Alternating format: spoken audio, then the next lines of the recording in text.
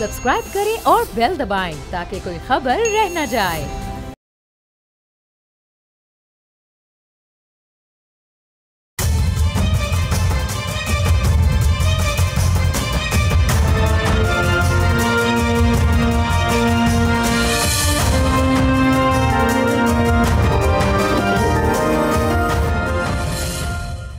अस्सलाम वालेकुम, आप देख रहे हैं बोल्ड रिपोर्ट्स और मैं हूं बतूल राजपूत। पाकिस्तान और अफगानिस्तान के दरमियान शदीद बॉर्डर क्लैशेस, पाकिस्तान की टीटीपी के ठिकानों पर एयर स्ट्राइक्स और दोहा में पाकिस्तान और अफगानिस्तान के डेलीगेशन के दरमियान तकरीबन 13 घंटे के लंबे मुज़ाकराती सेशन के बाद पाकिस्तान और अफगानिस्तान के दरमियान फाइनली सीज़ फायर मुआहदा हो गया है। कतर की वज़ारत ख़ारजा ने आज सुबह एक बयान में कहा कि अफगानिस्तान और पाकिस्तान ने जंग बंदी और दोनों ममालिक के दरमियान पायदार अमन इस्तेहकाम को मुस्तहकम करने के लिए तरीक़ाकार के क़याम के पे इत्तफ़ाक़ किया है। और मज़ीद ये भी कहा गया कि दोनों ममालिक ने आने वाले दिनों में फॉलो अप मुलाकातें करने पर भी रज़ामंदी ज़ाहिर की है ताकि जंग बंदी के तसलसल को यकीनी बनाया जा सके। इससे पहले पाकिस्तान के वज़ीर ख़ारजा ख्वाजा आसिफ ने एक्स पर एक पोस्ट की जिसमें उन्होंने लिखा कि पाकिस्तान और अफ़गानिस्तान के बाबैन सीज़ फायर का मुआहदा तय पा गया है। पाकिस्तान की सरज़मीन पर अफ़गानिस्तान से दहशतगर्दी का सिलसिला फिलफौर बंद होगा। दोनों हमसाया ममालिक एक दूसरे की सरज़मीन का एहतराम करेंगे। 25 अक्टूबर को इस्तांबुल में दोबारा वफूद में मुलाकात होगी और तफसीली मुलाकात और मामलात के हवाले से बातचीत होगी। ख्वाजा आसिफ ने तुर्की का भी शुक्रिया अदा किया और ये एक इंटरेस्टिंग बात थी कि कतर के साथ साथ दोहा में मुज़ाकरात के दौरान तुर्की के इंटेलिजेंस चीफ भी मौजूद थे। उन्होंने ख्वाजा आसिफ के साथ एक तस्वीर भी बनवाई और एक बहुत मस्बत डेवलपमेंट है जो हमने देखी। ये सीज़ फायर का मुआहदा कितना अहम है, कब तक ये बरकरार रहेगा, क्या इस मुआहदे की खिलाफ वर्जी की जा सकती है, टीटीपी और कैसे ख़त्म किया जाएगा, इस सब पर भी बात करेंगे। लेकिन कल जिस वक्त ये मुज़ाकरात जारी थे और इस दौरान मेरी कुछ पाकिस्तान के आला सिफारती ज़राए से बात हुई और ये सिफारती ज़राए वो हैं जो पाकिस्तान और अफ़गानिस्तान के दरमियान एक लंबे अरसे से मुज़ाकरात और पाकिस्तान की टीटीपी और क्रॉस बॉर्डर टेररिज्म के हवाले से कंसर्न अफ़गानिस्तान तक पहुँचा रहे हैं। इनसे मैंने कुछ सवालात किए और उन्होंने ब्रीफली पूरी सूरत हाल को एक्सप्लेन किया। उनसे पहला सवाल ये किया गया कि पाकिस्तान का इन मुज़ाकरात में 1 पॉइंट एजेंडा क्या था। उन्होंने बताया कि पाकिस्तान का 1 पॉइंट एजेंडा और डिमांड यही थी कि अफ़गानिस्तान किसी भी सूरत टीटीपी को अपनी सरज़मीन पाकिस्तान के ख़िलाफ़ इस्तेमाल नहीं होने देगा, उसे काउंटर करेगा और उसे ख़त्म करने में पाकिस्तान का साथ देगा। और यही मुतालबात पाकिस्तान एक लंबे अरसे से कर रहा है। दूसरा सवाल ये किया गया कि क्या पाकिस्तान और अफ़गानिस्तान के दरमियान इन मुज़ाकरात के बाद कोई इमीडिएट आउटकम हो सकता है या क्या ये हो सकता है कि इन मुज़ाकरात के बाद अब टीटीपी का मसला बिल्कुल ख़त्म हो जाएगा। तो उन्होंने जवाब में कहा कि पाकिस्तान और अफ़गानिस्तान के दरमियान मुज़ाकरात के बाद इमीडिएट आउटकम इसलिए मुमकिन नज़र नहीं आता क्योंकि अफ़गान इंटरिम गवर्नमेंट एक मिलिशिया है, इनकी कोई लंबी डिप्लोमेटिक हिस्ट्री नहीं है, वहाँ पर कोई प्रॉपर सिस्टम नहीं है, वो जंगजू रहे हैं और हर सूरत हाल में वैसे ही रिएक्ट करते हैं। और जब कोई सिस्टम ही नहीं तो पहले तो डायलॉग इनिशिएट करने के चांसेस बहुत कम होते हैं और अगर मुज़ाकरात शुरू भी हों तो इनकी कामयाबी के चांसेस बहुत कम होते हैं। मैंने तीसरा सवाल ये किया कि क्या तालिबान विलिंग है टीटीपी को काबू करने के लिए। तो उनका जवाब ये था कि तालिबान टीटीपी को रोकने में कभी भी विलिंग नहीं रहे और इसकी वजह यह है कि उन्हें पाकिस्तान पर हमलावर होने के लिए फ़ंडिंग होती है और इस फंडिंग की बुनियाद पर एक पूरा निज़ाम है जो अफ़गानिस्तान में चल रहा है। इस बार भी सिर्फ इसलिए उन्होंने कतर और दीगर ममालिक को इन्वॉल्व किया और मुज़ाकराती टेबल पर बैठने के लिए तैयार हुए क्योंकि पाकिस्तान ने अफ़गानिस्तान के अंदर टीटीपी और खवारिज के ठिकानों को निशाना बनाया और तालिबान रजीम पर प्रेशर बिल्ड किया। उन्होंने मज़ीद कहा कि अगर अफ़गान तालिबान टीटीपी को काबू नहीं कर सकते तो फिर वो पाकिस्तान को बता दें, हम खुद अफ़गानिस्तान के अंदर टीटीपी को टारगेट कर लेंगे। लेकिन जब इस हवाले से बातचीत हुई तो अफ़गान तालिबान ने कोई क्लियर स्टांस नहीं अपनाया। हमने एक और सवाल किया कि अब पाकिस्तान क्या कोई सख्त स्टांस ले रहा है। इसके जवाब में कहा गया कि पाकिस्तान ने 4 साल बर्दाश्त किया लेकिन अफ़गानिस्तान से यूएस पुल आउट और मौजूदा रजीम आने के बाद से ये सिलसिला तेज़ हुआ है। इस दौरान हमारे सैकड़ों फोर्सेस के जवानों ने ज़िंदगियां कुर्बान की, बॉर्डर के करीब आबादियां सफ़र करती रहीं लेकिन इन 4 सालों में पाकिस्तान को सपोर्ट हासिल नहीं थी जो हम तवक्को कर रहे थे। इसलिए मजबूरन हमें सख्त रद्द-ए-अमल देना पड़ा क्योंकि पाकिस्तान एक आज़ाद मुल्क है। ये सवाल किया गया कि क्या पाकिस्तान मुस्तकबिल में टीटीपी को निशाना बनाता रहेगा। तो ये जवाब आया कि जो कि इस पूरी कॉन्वर्सेशन में काफ़ी अहम था कि अगर अफ़गानिस्तान से टीटीपी या दीगर मिलिटेंट ग्रुप्स पाकिस्तान पर हमलावर होते हैं तो पाकिस्तान उन्हें मुस्तकबिल में निशाना बनाता रहेगा और उसे अब एक न्यू नॉर्मल समझना चाहिए, क्योंकि पाकिस्तान एक लंबे अरसे से तालिबान रजीम को कन्विंस करने की कोशिश कर रहा है कि आप ये ना होने दें, लेकिन टीटीपी की सरगर्मियों को नहीं रोका गया। आखिरी सवाल उनसे ये पूछा गया कि दीगर ममालिक इस सारे सिनेरियो को कैसे देख रहे हैं। इसके जवाब में उन्होंने कहा कि पाकिस्तान की डिप्लोमेटिक पोजीशन काफ़ी मजबूत है और दीगर ममालिक भी चाहते हैं कि इस पूरे खित्ते में अमन हो, इसलिए सब ममालिक पाकिस्तान के स्टांस को सपोर्ट कर रहे हैं। और इस ऑफ द रिकॉर्ड बातचीत के बाद, जिसमें हम डेफिनेटली उन शख्सियात का नाम नहीं ले सकते, लेकिन ये बहुत ज़िम्मेदारी से कॉन्वर्सेशन की गई और आप तक पहुंचाई गई फॉर द क्लैरिटी। और एक बहुत अहम नुक्ता जो इस वक्त मैं प्रेजेंट करना चाहती हूँ वो ये कि ये कहा गया वाज़ेह तौर पे कि पाकिस्तान को अब एक हार्ड स्टेट बन के सामने आना चाहिए और एक वो स्पेस जो अफ़गानिस्तान को दिया जाता रहा वो अब मुकम्मल तौर पर ख़त्म हो गया है। और इस पे तफसील से बात करेंगे air marshal retired Asim Suleman साहब हमारे साथ मौजूद हैं। सर बहुत शुक्रिया ज्वाइन करने के लिए। पाकिस्तान और अफ़गानिस्तान के दरमियान क्लैशेस के बाद कतर में होने वाले सीज़ फायर का मुआहदा, ये कितना सिग्निफिकेंट है पाकिस्तान के लिए? अस्सलाम वालेकुम जी, and thank you very much for having me on your programme. जी, सबसे पहली तो चीज़ ये है कि एक ये बहुत खुशाइन बात है कि हमारी जो डायलॉग का सिलसिला है वो शुरू हो गया है और ये सीज़ फायर की भी जो बात हुई है 7 दिन के लिए फॉर अप टिल 25 अक्टूबर, ये एक अच्छी चीज़ है कि वंस फॉर ऑल हम अब सेटल डाउन कर लें जो हमारी रिक्वायरमेंट्स हैं। जिस तरह पाकिस्तान ने इनको अफ़गानियों को बता दिया है कि उनकी ये जो है दहशत गर्दी बर्दाश्त नहीं की जाएगी, उनकी सॉइल से हमारे अगेंस्ट किसी किस्म की एग्रेशन जो है वो टॉलरेट नहीं होगी, अगर इसकी वायलेशन होगी तो उसका मुंह तोड़ जवाब दिया जाएगा। और बाकी भी वो अपना हाउस इन ऑर्डर करें ताकि ये है कि इसके ऊपर आगे चीज़ें चल सकें। उनकी भी, अफ़गानियों की भी ऑब्वियसली डिमांड थी कि जी आप हमारे रेफ्यूजीज़ का स्टेटस जो है वो एक्सटेंड कर दें, जो कि पाकिस्तान ने बहुत अच्छे तरीके से उनको जवाब दिया है कि जी ये नहीं हो सकता। और ये हम बहुत देर से आपको बता रहे थे कि ये वाला काम जो है ये जारी रहेगा और they have to continue to go back to Afghanistan.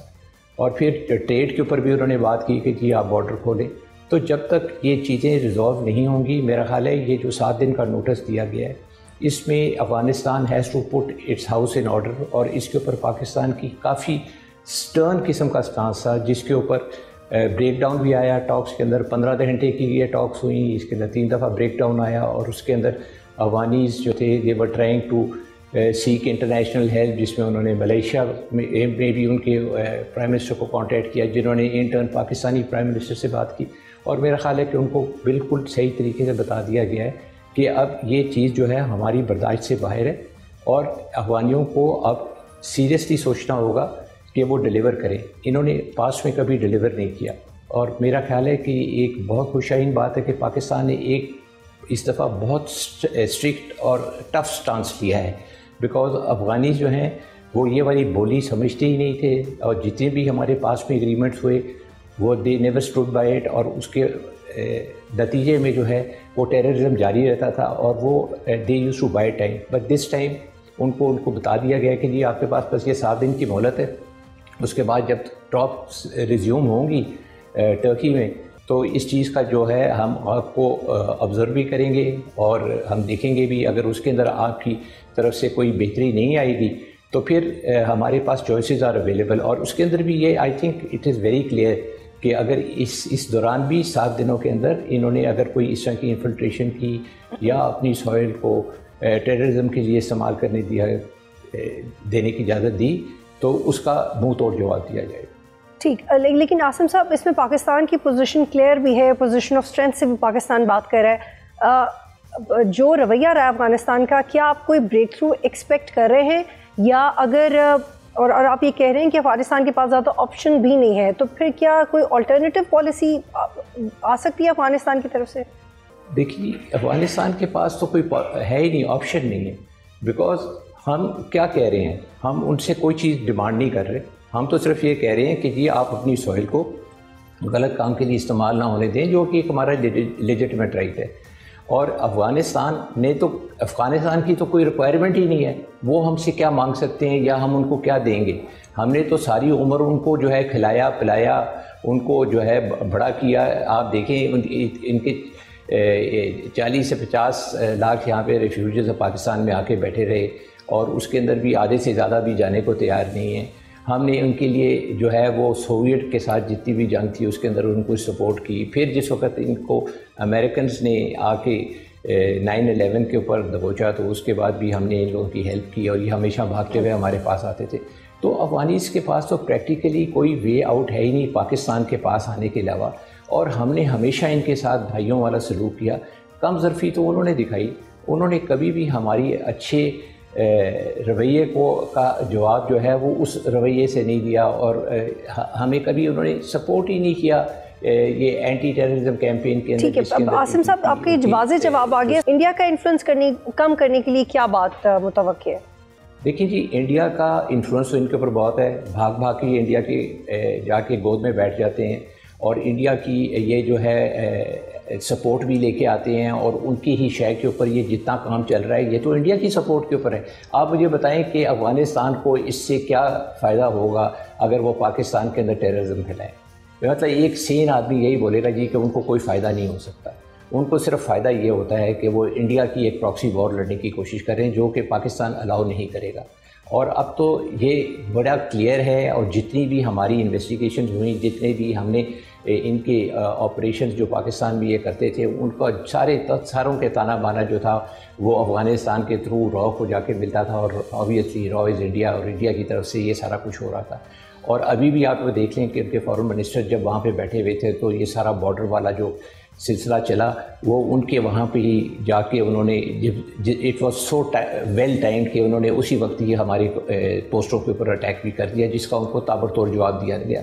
तो इंडिया तो इन्वॉल्व है। अब ये चॉइस अफ़गानिस्तान के पास है और अफ़गानिस्तान को पता होना चाहिए कि उसका बॉर्डर इंडिया के साथ नहीं लगता, उसका बॉर्डर हमारे साथ लगता है। जब आपके बॉर्डर जिस मुल्क के साथ लगता है आपको उस मुल्क के साथ बना के रखनी होती है, उसके साथ भाईचारा करना होता है। और या तो हो ना कि हमने उनको कभी सपोर्ट नहीं किया हो। अफ़गानिस्तान को हमने सोवियत वॉर में सपोर्ट किया, अफ़गानिस्तान को हमने उस वक्त सपोर्ट किया जिस वक्त अमेरिका जो है वो इनके मुल्क में बैठा हुआ था। तो और फिर मज़े की बात तो ये है कि जी टीटीपी उस वक्त इन्होंने उनको जेलों में डाला हुआ था उनके जब ये अमेरिकन इधर बैठे हुए थे और जो ही अमेरिकन गए उन्होंने उनको छोड़ दिया। तो आप देखिए कि ये तो इंडिया की बोली बोलता है अफ़गानिस्तान और वही काम करता है जो इंडियंस चाहते हैं। तो इसके अंदर तो Afghanistan has to be very clear कि it has to delink itself from India, और अगर ये डीलिंक नहीं होगा तो इन्हीं के ऊपर ही आफत आएगी। और इनको ये बहुत इस दफ़ा बहुत क्लियरली बता दी गई है कि you will face the music. और ये मेरा ख्याल है कि ये जो अगले दिन general Asim Munir field marshal Asim Munir ने जो तकरीर की PMA के अंदर, उसमें उन्होंने बहुत वाज़ेह तौर पे बता दिया है कि अफ़गानिस्तान की भी और इंडिया की भी ये जो चालाकियाँ हैं ये बर्दाश्त नहीं की जाएंगी और इनका जो है मुंह तोड़ जवाब दिया जाएगा। तो मेरा नहीं ख्याल कि अब अफ़गानिस्तान के पास कोई इतनी चॉइस रह गई है कि वो इंडिया की लाइन टो करे, और अगर करेगा तो उसको खमियाजा भुगतना पड़ेगा। मेरा ख्याल है कि ये चीज़ ऐसे होने वाली नहीं है। देखिए जी, पाकिस्तान जो है it has a very strong arm forces, हमारी इतनी स्ट्रॉन्ग एयरफोर्स है, हमारी स्ट्रॉन्ग आर्मी है। और जो अभी हमने इनके ऊपर अटैक्स किए अफ़गानिस्तान के अंदर कंधार, काबुल और इनकी जितनी भी हमने ड्रोन अटैक्स किए, मैंड एयरक्राफ्ट से अटैक किया और फिर इसके ऊपर ज़मीनी कार्रवाई इनके ऊपर की गई। तो ये हमारी तो आर्म फोर्सेस इतनी मजबूत हैं और मेरा ख्याल है कि अफ़गानिस्तान में कोई ऐसी जगह नहीं है जहाँ पे छुप सकती है हमारी एयरफोर्स। अब बिल्कुल। अब आसिम साहब ये भी बताइएगा कि जो डिप्लोमेटिक प्रेशर है अफ़गानिस्तान के अंदर, जैसे हक्कानीज़ उनके ख़िलाफ़ बात कर रहे हैं, मुकामी लोग भी चाहते हैं कि अब दोबारा एक जंग का सा माहौल नहीं बने, इस प्रेशर में भी हैं अफ़गान तालिबान? ये जी पाकिस्तान के लिए होप अगेंस्ट होप है, बिकॉज़ वहाँ पे अंदर भी जो है बहुत फ्रेगमेंटेशन है और उनकी आपस में भी बहुत लड़ाई है। और दिस मेक्स द गवर्नमेंट, या जो अभी उनकी जो इंटरिम गवर्नमेंट है उसको वो वीक करती है। और बीच में उनके लोग भी ऐसे हैं जिनको पता है कि पाकिस्तान से बना के अगर नहीं रखेंगे तो उनका ट्रेड बैठ जाएगा, जब उनका ट्रेड बैठेगा तो ऑब्वियसली वहाँ पे खुशहाली नहीं होगी और Pakistan is the only life line for their trade. आप देखें जी, सिर्फ तोरखम से ही दिन में जो है 2000 गाड़ी जाती है, 10,000 लोग जाते हैं दूसरी तरफ। तो ये तो एक, और फिर चमन से भी हमारा ट्रेड रूट है। तो ये अगर ट्रेड रूट जिस तरह आजकल बंद हुए हुए हैं और इनको एक मुसीबत पड़ी हुई है। तो आपका क्या ख्याल है कि डोमेस्टिक प्रेशर नहीं पड़ेगा गवर्नमेंट के ऊपर? गवर्नमेंट के ऊपर बहुत ज़्यादा डोमेस्टिक प्रेशर पड़ेगा, और इस डोमेस्टिक प्रेशर ही की वजह से मेरा ख्याल है कि तालिबान को जो है they have to make a decision कि अभी जो है सीधी राह लेनी चाहिए और पाकिस्तान के अंदर ये अपना टेररिज्म ख़त्म करें, बिकॉज ये इसका फ़ायदा ना उनको है और ना उनकी आवाम को है। अगर वहाँ पे पीस आएगा तो खुशहाली आएगी तो लोग खुश होंगे और वो खुश उसलूबी से अपनी ज़िंदगी के कामों में मगन रहेंगे। लेकिन अगर वो पाकिस्तान के साथ लड़ाई करते हैं तो आप देख लें कि उनके लिए कितनी बड़ी आफत है कि बॉर्डर बंद हुआ है, उनके पास जो है उनका ट्रेड रूट बंद हुआ है, और फिर ऊपर से अगर जब वो सपोर्ट करते हैं टेररिज्म को तो उनकी पिटाई भी होती है। तो मेरा नहीं ख्याल कि डोमेस्टिक जो उनकी ऑडियंस है वो इसको सपोर्ट करेगी अफ़गान गवर्नमेंट के प्रेजेंट प्रेशर को। लेकिन ये है कि चूँकि ये उनके ऊपर ब्राउड बीट करके और उनको जो है डरा धमका के काम करवाते हैं तो लोग डर के बोलते नहीं हैं। अदरवाइज़ अगर इंटरनल फीलिंग तो उनकी भी ये है कि ऑल्सो वांट टू सर्वाइव, और सर्वाइवल उनका सिर्फ इसी में है कि अगर वो पाकिस्तान से बना के रखें। बिल्कुल। और आसिम साहब, आखिरी सवाल आपसे ये है कि आज तस्वीर में तुर्की के इंटेलिजेंस चीफ भी नज़र आए ख्वाजा आसिफ के साथ, और 25 अक्टूबर को जो टर्की में भी मुलाकात है वो कितनी अहम है? अब इसमें टर्की का क्या रोल होगा? देखिए जी, ये एक जो बफर टाइम दिया गया है अफ़गानिस्तान को, मेरा ख्याल है कि ये बहुत अच्छी चीज़ है, और ये इनके पास ये 7 दिन हैं to put their house in order. और मेरा ख्याल है कि अगर अफ़गानियों में थोड़ी सी भी अकल है तो they should go back and do their homework and come and give confirmation कि जी जो बातें हुई हैं, क्योंकि पाकिस्तान का एक स्टांस तो बहुत क्लियर है जी, जो कुछ होगा वो होगा जो कि सही है पाकिस्तान के लिए, और हम कोई ऐसी चीज़ नहीं चाहते जिस पे हम अनरीजनेबल हो। वैसे Pakistan has never been unreasonable with the Afghanis, actually the Afghanis have been unreasonable with Pakistan. तो मेरा तो ख्याल है कि ये एक बहुत अच्छी अपॉर्चुनिटी होगी, और ये बहुत अच्छी चीज़ है कि एक स्टेज 2 है जिसके अंदर जो चीज़ें हम चाहते हैं हमने उनको बता दिया है, और उनको ये भी मालूम हो गया है कि अगर ये वाली बातें नहीं होंगी, क्योंकि पाकिस्तान में एट वन स्टेज सेट की थी, अगर आप इन हमारी बातों का के ऊपर अमल नहीं करेंगे तो हम टॉक्स ख़त्म कर देते हैं। तो उसके ऊपर भी अब ऑप्शन एंड दे रिक्वेस्टेड कि जी हम we should continue with the talks.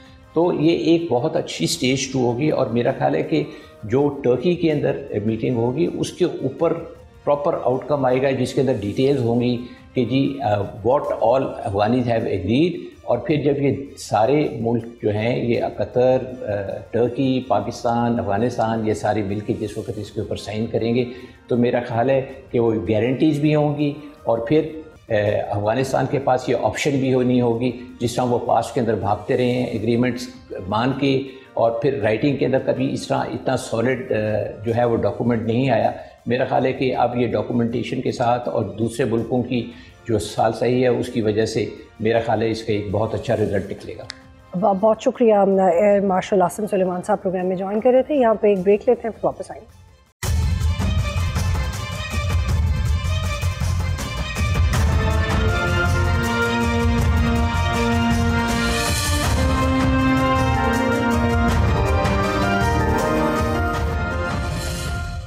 और इस वक्त ज्वाइन करें मोहम्मद ज़ुबैर साहब, साबिक गवर्नर सिंध। बहुत शुक्रिया ज़ुबैर साहब ज्वाइन करने के लिए।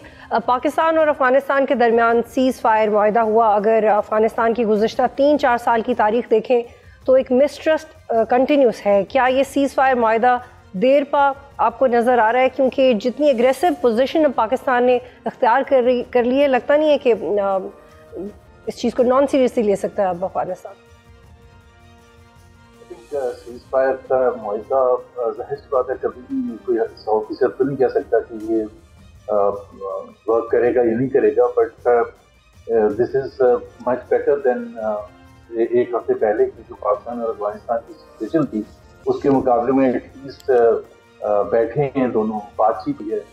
और यही जब कहा जा रहा था कि बातचीत से ही मसला हल होता है, लड़ाई झगड़ों से नहीं होता। ऑब्वियसली कतर बीच में आ गया था, सऊदी अरेबिया बीच में आ गए थे, चाइना, सबका एक ही पॉइंट ऑफ व्यू था कि बैठ के मसाइल को उनकी साइड से भी कोई ना कोई चीज़ें तो होंगी, सिर्फ ये तो नहीं हो सकती कि पाकिस्तान की कंसर्न है। और सबसे बड़ी बात ये है कि तालिबान अफगानिस्तान में जो हुकूमत है ये तो हम ही लेके आए थे, और बड़ी कोशिश करके लेके आए थे। बड़ी लड़ाई हमने इनके बिहाफ पर लड़ी थी इंटरनेशनल कम्युनिटी के साथ। हमने ही गारंटी दी थी और हमने ही इंश्योर किया था कि they take over Kabul in a phased manner, which was not in a phased manner because the Americans obviously had to leave in a hurry.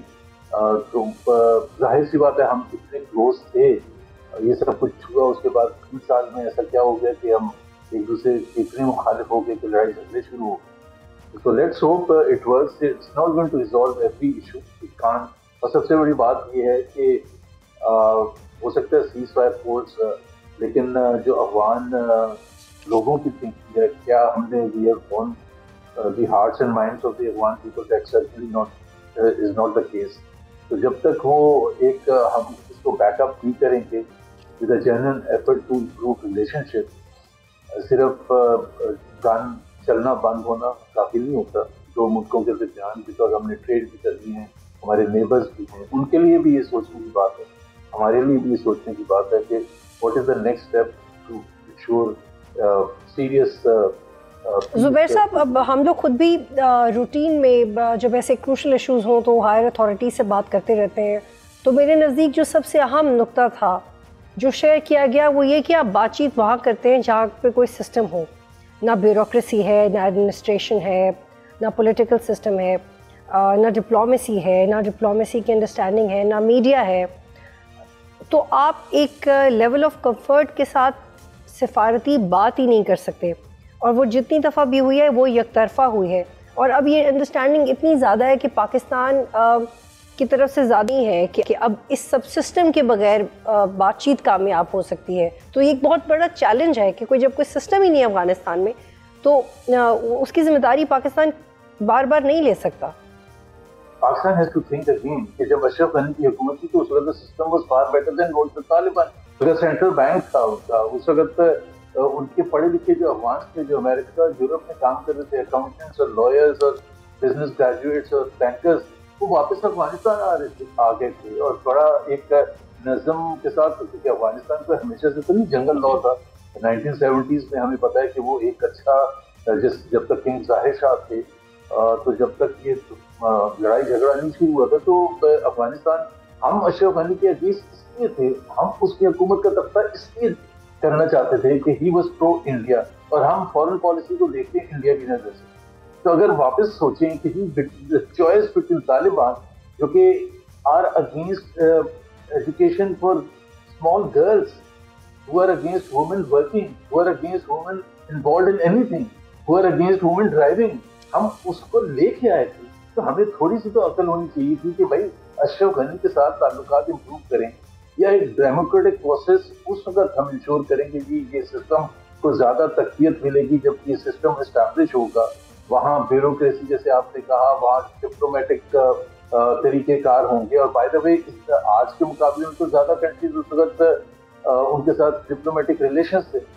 तो हमारी जो चॉइसेस रही हैं वो हमारा भी तो सवाल बनता है ना कि पिछले 30-40 साल में हम, लेकिन जुबैर साहब बिल्कुल चॉइसेस रही हैं और चॉइसेस इवॉल्व भी हुई हैं। फिर यूएस पुल आउट के बाद पाकिस्तान ने अपनी डायरेक्शन चेंज भी की, बार बार अफगानिस्तान को चांस भी दिया, और अभी 21 ग्रुप्स हैं अफगानिस्तान के अंदर जो कि किसी भी तरह की एनार्की में मुलव्वस हो सकते हैं। टीटीपी तो उसमें सिर्फ एक है। थोड़ा आगे बढ़ते हैं। अब वज़ीर आला सोहेल आफरीदी ने ये कहा कि अब कोई भी फैसला बंद कमरे में नहीं होगा, एक तरफ कतर में मुआहदे हो रहे हैं। तो ये जो केपी का एक इंडिविजुअल स्टांस है, ऑन एंड ऑफ आ रहा है सोहेल आफरीदी के बाद, और मोस्ट प्रोबेबली उनकी अपॉइंटमेंट भी इसीलिए हुई है because he has got this aggressive stance to follow. ये कितना इमेच्योर लग रहा है आपको? बिल्कुल इमेच्योर है। हाँ, हमारे लिए जाहिर है इमेच्योर लगता है कि हम कहते हैं कि कोई भी स्टेटस को चैलेंज ना करें, लेकिन हकीकत ये है कि एक तरफ या तो हम इस चीज़ को एक्सेप्ट करें कि दो चीज़ें हैं। एक तो ये है कि जाहिर है PTI by far is the most popular political party in KP, और उनके पास ये राइट है, इख्तियार है कि वो जिसको मर्जी चीज़ बताए, मेरी और आपकी पसंद से तो नहीं बना सकते। जब नवाज शरीफ पब्लिकली 50 दफ़ा ये क्वेश्चन कर सकते हैं कि शेख मुजीबुर रहमान को पावर अगर दे देते तो पाकिस्तान ना टूटता, तो फिर सोहेल आफरीदी के लिए क्यों आपकी रिजर्वेशन इतनी ज़्यादा है? PMLN की बात कर रहा हूँ मैं, या PVP की बात कर रहा हूँ, या एस्टैब्लिशमेंट की बात कर रहा हूँ। दूसरी चीज़ ये है कि केपी की जो सिचुएशन है उसको हम केपी के अवाम के पॉइंट ऑफ व्यू से हमें देखना चाहिए। दिस इज अ प्रोविंस जो पिछले लेकिन जुबैर साहब, sorry to cut you sir, लेकिन केपी के अवाम की नुमाइंदगी तो वहाँ के वज़ीर आला ने करनी है ना। उनकी काबीना नहीं बनी थी, उन्होंने मुज़म्मिल असलम को भेज दिया वज़ीर आज़म से मिलने के लिए। इतना आला सतह इजलास हो रहा है, हम नए नामजद हैं, अब आके अपनी बात करें। वो इस्लामाबाद में थे, मिलने नहीं गए। तो सर ये गैर संजीदगी तो है जो कि बड़ी सिंबॉलिक है पाकिस्तान के दुश्मनों के लिए। देखिए पाकिस्तान के मुझे नहीं समझ आई कि आप किस बेसिस पर कह रही हैं कि ये जो उनका रवैया है केपी के नए चीफ मिनिस्टर का, ये क्यों दुश्मनों के लिए। दुश्मन सबमिशन तो नहीं कर सकते ना साहब कि दुश्मन खुश हों, दुश्मन ना खुश हों, कि आप टोटल सबमिशन कर देंगे जी, जिस तरह फॉर्म 47 के बेसिस पर पूरे पाकिस्तान में हुकूमत तो नहीं, बस अब सबमिट करते हैं, उनके सामने सर झुका के बैठ जाए। लेकिन जुबैर साहब कुछ सियासी नौयत के मसाइल हैं, कुछ कौमी नौयत के मसाइल हैं। जब कौमी नौयत के मसाइल हो तो वो दुश्मनों के लिए सिंबॉलिक होते हैं। कौमी नौयत के मसाइल हमारे जो वफाकी हुकूमत थी और एस्टैब्लिशमेंट थी पिछले 30-40 साल, उन्होंने ही फैसले किए और स्पेक्टेकुलरली दे बैकफायर्ड। मतलब ये किसने फैसले किए थे स्ट्रेटेजिक डेप्थ? केपी के कोई किसी इंडिविजुअल ने या केपी के किसी पॉलिटिकल पार्टी ने तो नहीं किए थे, वफाक ने किए थे। 2021 में जब जिस तरह मैं बता रहा था, जब हम तालिबान को सपोर्ट कर रहे थे और गारंटर्स बन रहे थे तालिबान के, जब वो टेक ओवर कर रहे थे, हमने फैसिलिटेट किया। How has this help Pakistan? तो उस अगर आप हम लोग उसको अगर छोड़ दें। लेकिन जुबैर साहब थोड़ा सा डोमेस्टिकली भी बात कर लेते हैं। आपकी बात बिल्कुल ठीक है, लेकिन मैं उसको एक एंगल दे रही हूँ कि भारत से जंग के बाद अब पाकिस्तान की सियासी जमातें कैसे बिहेव करती हैं, ये बहुत मैटर करता है। इस वक्त पाकिस्तान की डिप्लोमेटिक पोजीशन अफगानिस्तान से सिर्फ इसलिए मुख्तलिफ है क्योंकि पाकिस्तान एक सिस्टम काम कर रहा है और अफगानिस्तान में कोई सिस्टम नहीं है जिसकी जिम्मेदारी खुद अफगानिस्तान लेने को तैयार नहीं है। सोहेल आफरीदी के बारे में मेरा आपसे सवाल ये है कि वो ISF में रहे और क्या उनको इसीलिए लाया गया कि वो एग्रेसिव सियासत करे और उनको लाने का फैसला दुरुस्त भी था आपके ख्याल में? बिल्कुल ठीक था, क्योंकि जिस chief minister represents a province, उसने प्रोविंस को रन करना है, वो अपने लीडर के साथ नहीं मिल सकता। हम लोगों को हम जो अपनी रिस्पॉन्सिबिलिटीज हैं उसको पूरा नहीं करते और फिर दूसरे के जो रिएक्शन है उसको हम पकड़ के बैठ जाते हैं कि उसने रिएक्ट नहीं किया। Why was he not? Why can't he be allowed to meet Imran Khan in jail? ये कौन से दुनिया में होता है कि आपने एक गलत तरीके से उसको अरेस्ट किया हुआ है? दूसरे से चीफ मिनिस्टर जो लोगों की एस्पिरेशंस रिप्रेजेंट करता है उसको आप मिलने ना दें, 2-3 घंटे वो बैठा रहे। तो आप जब पहले जो चीज करते हो, दूसरी बात आपकी जो कह रही है ना कि दुश्मन नाम इंडिया, भाई इस तरह से तो राहुल गांधी को बिल्कुल चुप होकर बैठ जाना चाहिए, तनकीद नहीं करनी चाहिए मोदी पर। भरपूर अंदाज में वो तनकीद कर रहे हैं, बिल्कुल बर्बाद कर दिया उन्होंने मोदी को फॉर द राइट रीजंस। वो उन्होंने इंडिया के इंटरेस्ट। लेकिन मोहम्मद जुबैर साहब जब मोहम्मद जुबैर साहब जब आपका सिटिंग इंफॉर्मेशन मिनिस्टर ये कहे कि नए वजीर आला दहशतगर्दों की सहूलत कर रहे हैं, उनका एक सॉफ्ट कॉर्नर है, तो उस बुनियाद पे ही हम ये बहस कर रहे हैं। लेकिन इसका सारा प्रोसेस जैसे नॉमिनेट हुए थे तो फेडरल गवर्नमेंट मिनिस्टर्स जो थे उन्होंने रिएक्ट करना चाहिए। ऐसे संजीदा लोग जितना परवेज इस्माइल हैं, जो जमहूरियत के बड़े चैंपियन हम तो समझते थे, उन्होंने कहा इनको नहीं बनने देंगे चीफ मिनिस्टर। अभी उसका फिर रिएक्शन आना शुरू होता है ना, फिर तो आपने खुद लड़ाई छेड़, आपने गवर्नर के थ्रू लड़ाई छेड़ दी कि जी मेरे पास उनका वो पहुंचा है उसमें रिजर्वेशन, हालांकि उनके पास तो राइट। ठीक है जुबैर साहब, एक और सवाल, मुज़ाकरात मुतवक्के है, मुज़ाकरात होने चाहिए क्योंकि पहले भी ये कहा जाता था कि वो तो इमरान खान ने अपनी मर्जी से शुरू करने, लेकिन अली अमीन गंडापुर अपनी तरफ से कोशिशें भी कर, राब्ते भी थे। अब बेशक सोहेल आफरीदी के पास वो इख्तियार है या नहीं, लेकिन क्या उन्हें कोशिश करनी चाहिए और आपको लगता है कि वो करेंगे? देखिए इसमें बातचीत हम कह रहे थे अपनी अफगानिस्तान और पाकिस्तान के दरमियान सीज फायर हुआ है, तो दोनों साइड्स की इन्वॉल्वमेंट हुई है और एक बड़े फ्लीट को आगे बढ़ना चाहिए। जिस तरह सेनेटर मुश्ताक ने कल कहा है तहरीके तहफ़्फ़ुज़ आईन पाकिस्तान ज्वाइन करते थे, the first thing is to give back the mandate to Imran Khan of February 8, 2024. Why not? तो वहाँ से आप कुछ ना कुछ तो बातचीत करेंगे ना। आप ये डिनाई करके बैठ जाएंगे कि लोगों की जो भी मर्जी है हम नहीं उसको, we are not concerned about that, तो फिर कोई भी चीज़ सही नहीं होगी। क्या अफरीदी सक्सेसफुल होंगे? आई डाउट इट कि वो सक्सेसफुल होंगे। जिस वजह से जिनकी रीजन से इमरान खान ने उनको अपॉइंट किया, मेरे एक सिर्फ मशवरा जरूर है पीटीआई के लिए और सुहेल अफरीदी के लिए कि जहां वो ये दूसरी चीजों पर इतना फोकस करें, वहाँ डेवलपमेंट वगैरह पर भी फोकस करें, because Awam can't continue to wait कि जब तक मसाइल। ठीक है जुबैर साहब, ये बता दें आखिरी सवाल कि मौलाना क्यों नाराज़ हो गए हैं? वो कह रहे हैं कि अब हम मार्च करके इस्लामाबाद आएंगे। अली अमीन गंडापुर को रिपोर्टेडली इसलिए हटाएगा क्योंकि वो मार्च से राज़ी नहीं थे। अब एक और सियासतदान कह रहे हैं हम कि मार्च करने के लिए इस्लामाबाद आएंगे। अच्छा, अगेन मैं तो ये बहुत ही मौलाना साहब की जो सियासत है उससे बहुत ज़्यादा डिसअपॉइंट। ये वही हैं जिन्होंने 26वीं अमेंडमेंट पास करवाई थी जिससे पाकिस्तान की जुडिशरी की इंडिपेंडेंस को ख़त्म किया गया, तबाह किया गया, यानी कि लोगों के मसाइल में इजाफा किया गया।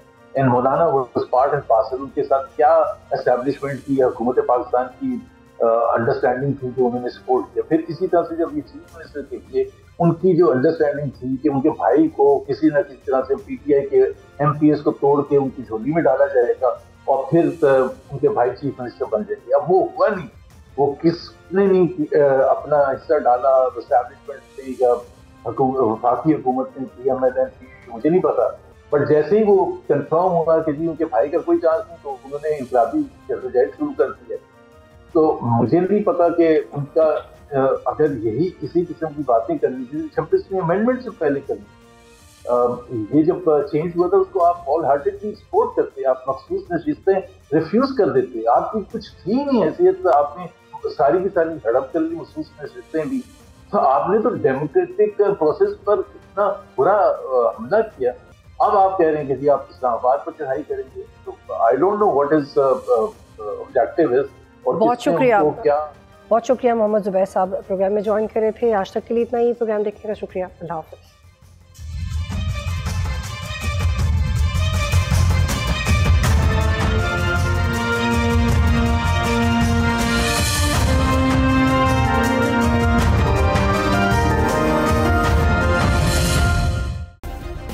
सब्सक्राइब करें और बेल दबाएं ताकि कोई खबर रह न जाए।